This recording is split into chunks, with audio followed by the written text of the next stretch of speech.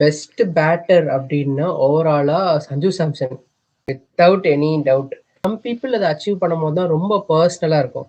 After all he went through, அடிச்ச 3 நாக்குமே வந்து ஒரு மச் நீடடான மேட்ச்ல, ஏதோ வந்து ஒரு யூஎஸ் கூடயோ ஜிம்பாப்வே கூடயோ தேவையில்லாத மேட்ச்ல அடிக்கல. ஓகே, யாருக்கோ ஒரு அடி. நாக் அவுட்ஸ்ல ஆவரேஜ் 89 இருக்கு. Okay, so unreal batting from Sanju Samson. எனக்கு ஃபேவரட் பேட்டர்னா ஜிம்பாப்வே ஓப்பனர் பெனட். எனக்கு அந்த மனுஷன் ரொம்ப பிடிக்கும். நீங்க வச்சிருந்தீங்களா? சேம், நீங்க 2 பேர் என்ன சொன்னீங்களோ அதே தான் நானும் எழுதி வச்சிருக்கேன். பெரிய டீம் கூட பெர்ஃபார்ம் பண்றதுக்கு வந்து உங்களுக்கு ஒரு அந்த கேலிபர் வேணும். ஓகேங்களா, உங்களுக்கு அந்த ஸ்கில் வேணும். அவரு சென்னையில வந்து 97 not out.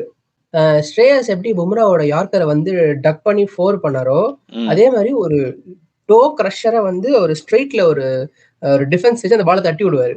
Apart from that, அவங்க ஆஸ்திரேலியா கூட வின் பண்ணதா இருக்கட்டும், இல்ல ஸ்ரீலங்கா கூட வின் பண்ணதா, எல்லாத்துலயுமே இவருடைய அந்த ஒரு 60 ஒரு 40 பால் 60.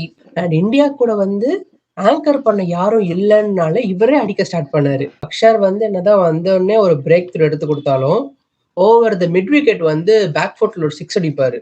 அதெல்லாம் ஒரு பயங்கர ஒரு ஆஸ்திரேலியன் ஒரு இந்தியன் கிரிக்கெட்டர் அடிக்கிற ஷாட்.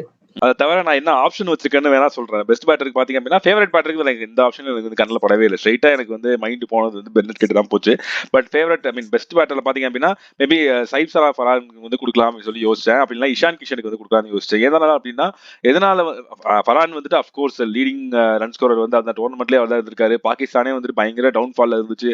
அதை எவனுமே ஒழுங்கா பேட்டிங் பண்ணல. இவர் மட்டும் தனியா வந்து பேட்டிங் பண்ணிட்டு ஓரளவுக்கு பாகிஸ்தானுக்கு டீசென்டான ஸ்கோர்ஸ் வரதுக்கு ரொம்ப ரொம்ப முக்கியமான காரணம். அண்ட் 200 வந்து அடிச்சிருக்காரு. அது வந்து சாதாரணமான விஷயம் வந்து கிடையவே கிடையாது. ஸோ அதனால அவர் கொடுக்கலாம்னு சொல்லி யோசிச்சேன். அடுத்தது இஷான் கிஷன் பாத்தீங்க அப்படின்னா, சஞ்சு சாம்சன் என்னதான் வந்து இந்த செமிஃபைனல்ஸ், குவார்டர் ஃபைனல்ஸ், ஃபைனல்ஸ் சொல்லிட்டு 3த்துலயே அடிச்சார் அப்படின்னாலுமே, அவர் வர்றதுக்கு முன்னாடி அபிஷேக் சர்மா பயங்கர மோசமான ஃபார்ம்ல இருந்தாரு. ஆஃப் ஸ்பின்னரை கொண்டு வந்து தூக்கிட்டே இருந்தானுங்க.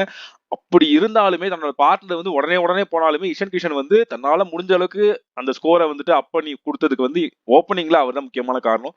ஸோ அதனால அவர் கொடுக்கலாம்னு யோசிச்சேன். பட் ஸ்டில் இது ரெண்டுத்தையும் தவிர சஞ்சு சாம்சனுடைய காரணம் வந்து ரொம்ப ரொம்ப பெரிய ஒரு காரணம். ஃபேவரட் பேட்டர் வந்து பென்னட். இந்த மாதிரி ஒரு ஜிம்பாப்வே மாதிரி வந்து வளர்ந்து வரும் கண்ட்ரிக்கு வந்துட்டு அந்த மாதிரி பேட்ஸ்மேன் கிடைக்கிறதெல்லாம் வரம். அவரே வந்துட்டு இப்போ இந்தியாலயோ இல்ல வந்துட்டு ஒரு ஆஸ்திரேலியாலயோ இல்ல வந்து ஒரு இங்கிலாந்துலயோ இருந்தார் அப்படின்னா அவர்லாம் இன்னும் கொடி கட்டி பறந்துருப்பாரு.